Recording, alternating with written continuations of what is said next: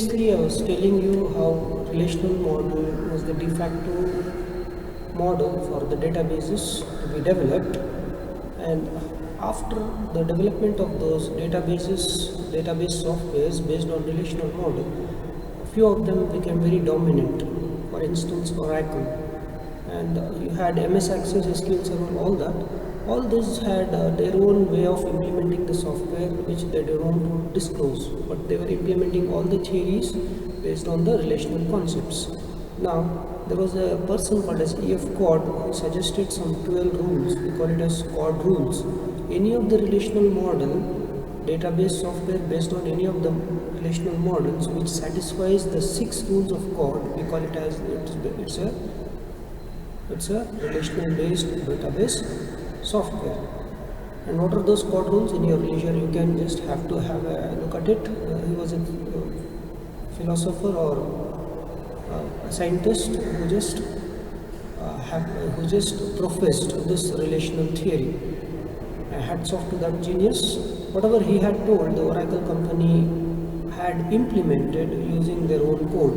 Now, Access also tried, SQL Server also tried, but all of them had their implementation done. But there was a question. Now, how a command to be given in Oracle, how a command to be given in Access, how a command to be given in SQL Server. To sort out these issues, there was a consortium or some understanding between them, a standard that they started. Let me implement with our own code, but we will have a same language to be used as instructions for all database languages or database softwares. So any syntax what I know and give it to Oracle, same syntax I should also be able to give it to Access. Similar syntax I should be able to give it to SQL Server. Can anyone guess what am I arriving at? It is the standard language for databases. Yes, it is called as structured query language. It's something like you have different models of cars with different prices. Implementation wise different, but everyone does have steering, everyone does have gears, everyone does have brakes. Functionality wise different, but a person who knows driving can ride any of the models, any of the cars. Likewise, a person who knows that standard language can use any of the database languages based on relational model. That common or standard language is your SQL, structured query language. Welcome back once again.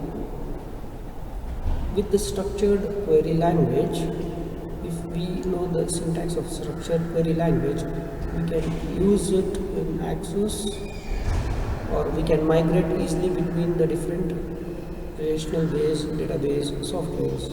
For instance, what I write for Oracle query can also be used easily in SQL Server.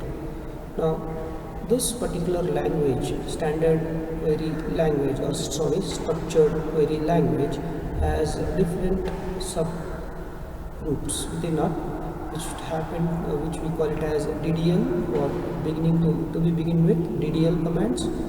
That is data definition languages. Then DML command, data manipulation language. Then DCL command, data control language. And also some high-end or advanced topics happen to come under TCL. Okay, that is transaction control languages. And today's application, as you know, are all internet based, and all their data resides in the server, and you give some query from the front end. Do you think that you are running that query in your machine? No, not at all.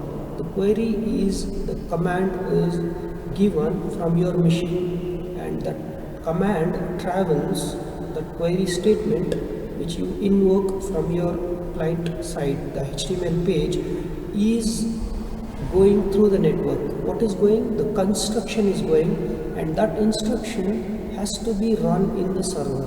So we call that as server-side programming.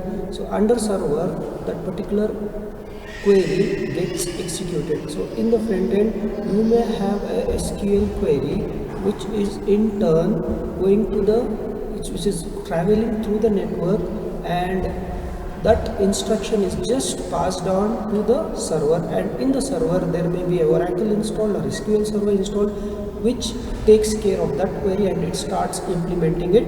And definitely in that server, data like lakhs and lakhs of records may exist, and from that lakhs of records your one record has to be fetched. It does it very, very fast. So, and the moment it takes that data, again that data travels through the network through, and from your browser you see the data. All these things are happening. Okay, so to be told, databases are at the back end, and in your system the query is not executed, it's executed in the server, and from your system only the instruction passes to the server. So a lot of instructions are there in your front end pages which have to be given to the server. So only the text of that instruction travels through the network, but the instruction is actually implemented in the particular server where the data is residing. So from there it gives the instruction to the software, the Oracle or SQL in the server.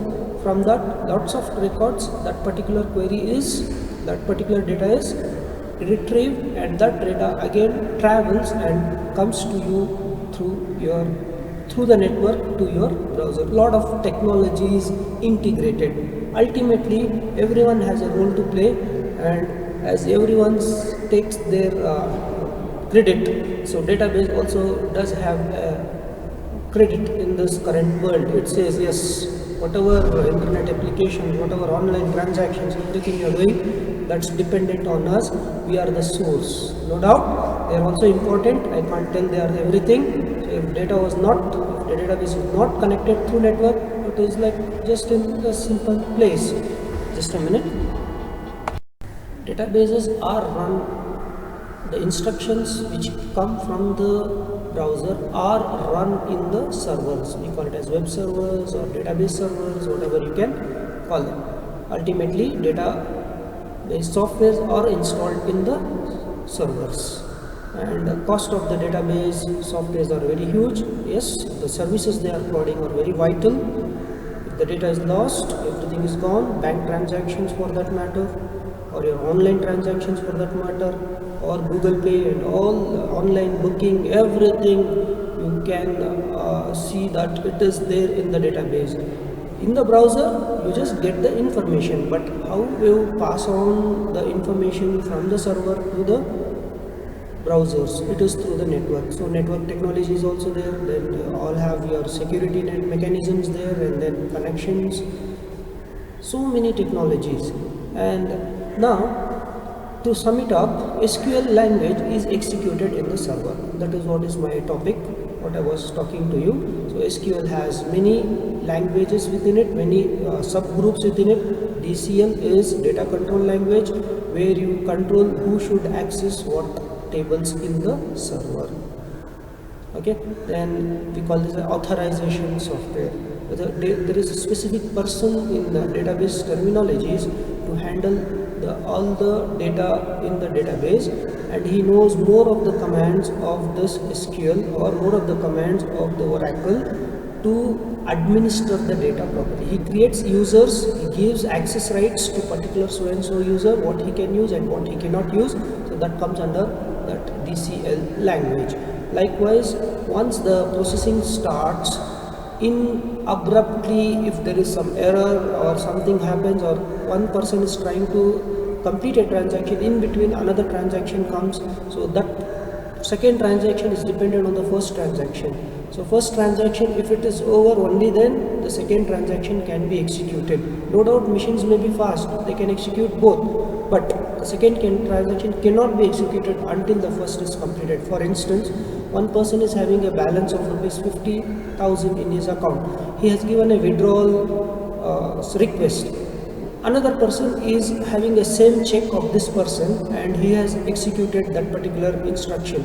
So he cannot withdraw the amount unless and until he knows the balance of that first person. First person is withdrawing 50,000 and he is the owner of that account, and he has given a check to the second person. Again, he is also withdrawing from the same account. So the second person cannot be allowed to withdraw until we know the balance. After withdrawing the 50,000, whatever remaining balance is there, from that only the second person can withdraw.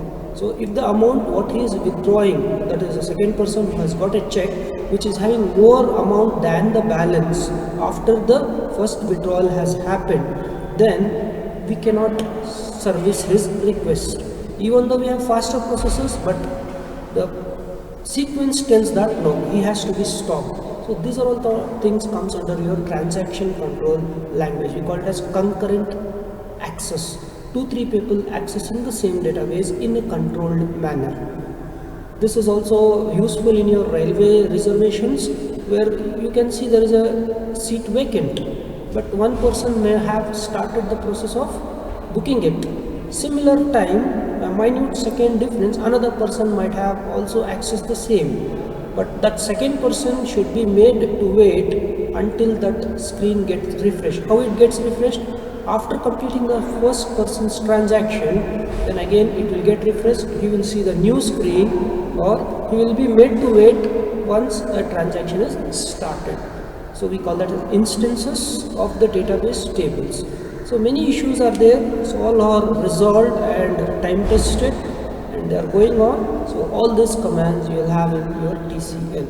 To start with, for beginners, it's mostly your DDL, definition language, trying to give the definition of your tables, trying to give the constraints within the tables, trying to give the mention or telling the DBMS software, this is my primary key, this is a foreign key, this field is of this data type, and this field cannot take a value more than this.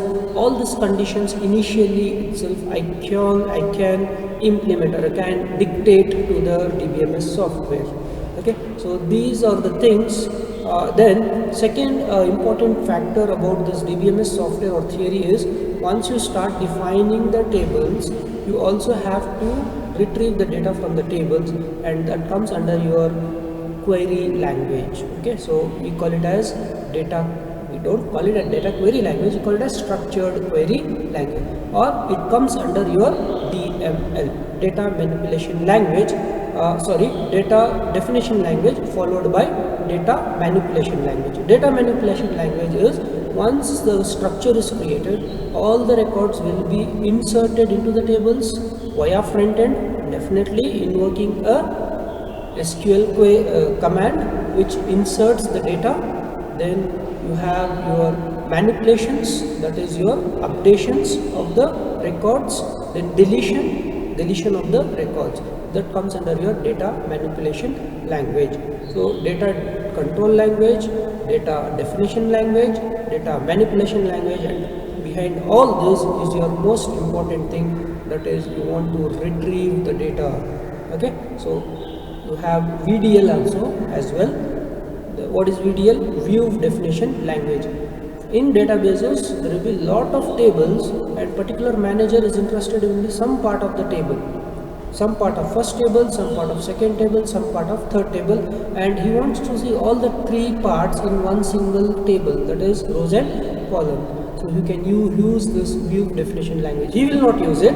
He will invoke a button or command button. He will press a command button, which in turn has an instruction to the database software which has this particular instruction, and that instruction comes under view definition language. So views are also a very important topic in databases, and above all this is your SQL. So SQL is standard query language, we call it as. So this query language, here you have a very important statement called as select statement. So select statements of different varieties, we can talk about it, but I do prefer you to just check out the different query languages. So these are the strengths of this database software. They have very concise commands through which you can retrieve lots of data very easily. We can't tell easily, we have to follow a particular sequence of commands. Okay, so you have to master yourself with these queries. In queries, you can take data from more than one table, which we call it as joins.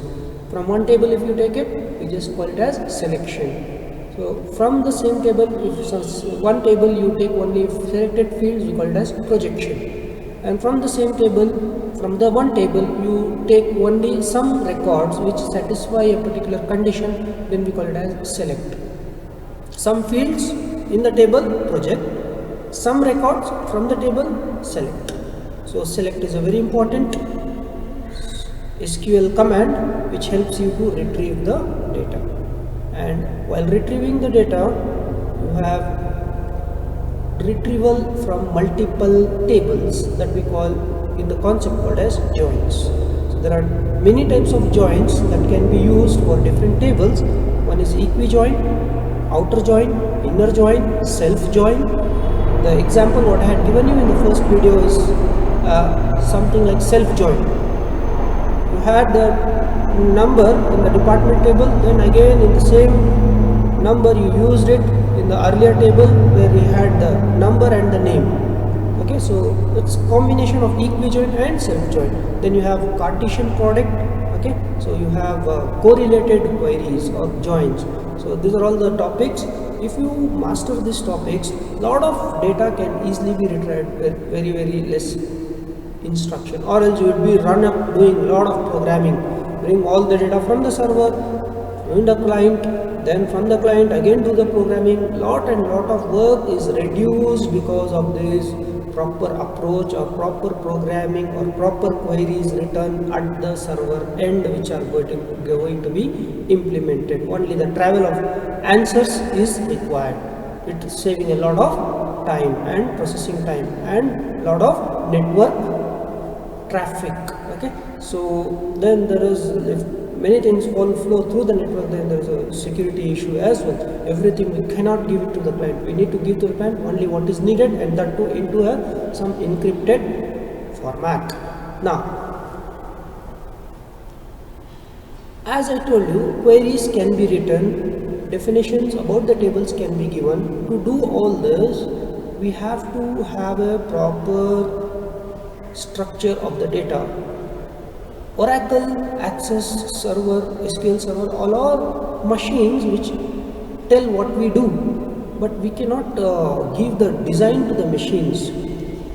Like, I cannot just tell machine, look here, this is the business requirement, create your own table. It's not possible. I should see the requirement, convert it into an appropriate table planning, then that table can be created by SQL. The whole request cannot be assumed by SQL. No, SQL, you have a machine which can grind, which can cool, but I should tell what it should cool, to what degree it should cool. Okay, I keep ice and I again give the cooling instruction, then I am a fool. I have to give something hot thing, then I tell cool it, but the machine doesn't understand. Is already giving me ice and asking me to cool it. No. So likewise here, similar to that, we have to tell what table to create, what fields to have, and what should be the connection between one file to the other file. These plannings are done by making use of a tool, or we give it a separate name called as database design. Database design is done prior to giving the SQL instructions, that is definition instructions, and that is done based upon the business requirements. A computer scientist or a database specialist understands what the client wants, and based on his requirement, he knows what data to store, in what format to store, in what files to store, and how that connection has to happen. And it's a very important task. We can call it as an architect kind of job. A huge complex gets constructed, but the credit always goes to the architect.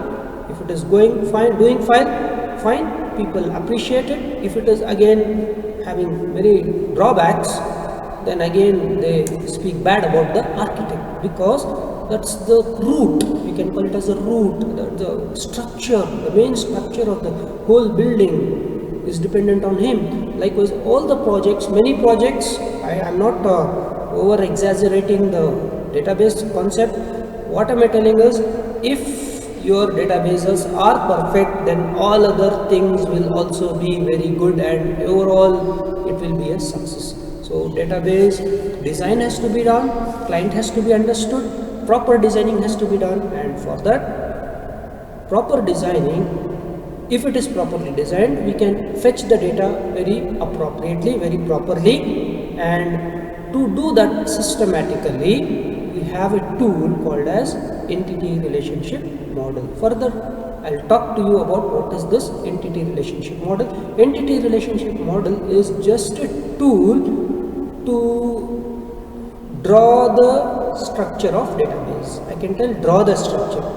After drawing the structure, if the drawing is finalized, I will convert that drawing into the instructions to be given to the DCL, that is the to the DDL, that is the data definition language of SQL. So how to draw this entity relationship model? That will be my next